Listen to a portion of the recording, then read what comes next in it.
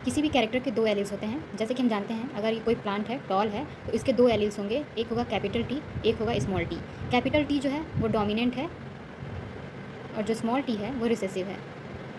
Dominant का मतलब है कि ये ऑलवेज एक्सप्रेस करेगा खुद को, ये एक्सप्रेस नहीं कर पाएगा जब तक ये होमोजाइगस कंडीशन ना हो।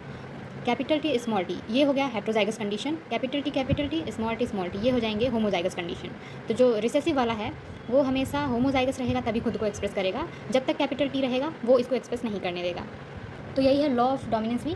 लॉ ऑफ डोमिनेंस को हम बोल सकते हैं इन अ हेट्रोजाइगस इंडिविजुअल वन एलील में mask the expression of other.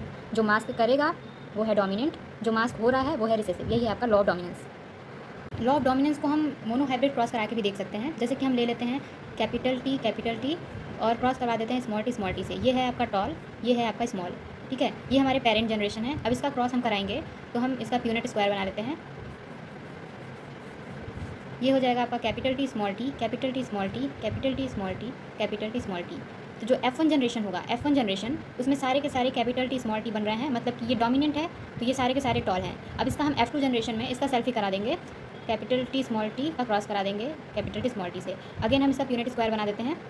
इसका प्यूनेट स्क्वायर जो होगा capital T small T, capital T small T, ठीक है। ये आपका हो जाएगा capital T small T, small T, small T. इसमें क्या है आपका, ये जो है पूरा डोमिनेंट है, ये होगा टॉल आपका। ये जो है हेट्रोजाइगस है बट ये भी टॉल होगा, ये भी टॉल होगा। ये जो है वो स्मॉल होगा क्योंकि ये रिसेसिव है और ये होमोजाइगस कंडीशन में है। तो जो फर्स्ट जनरेशन था उसमें सारे के सारे टॉल थे। जो सेकंड जनरेशन है F2, इसमें क्या है, इसमें आपके 3 टॉल हैं, एक स्मॉल है। इनका जो है वो जीनोटाइप तो अलग है लेकिन फिनोटाइप जो है वो सेम है। डोमिनेंट का मतलब यही है कि जब तक ये डोमिनेंट एलील रहेगा तब तक वो खुद को एक्सप्रेस करेगा, दूसरे वाले को नहीं करने देगा।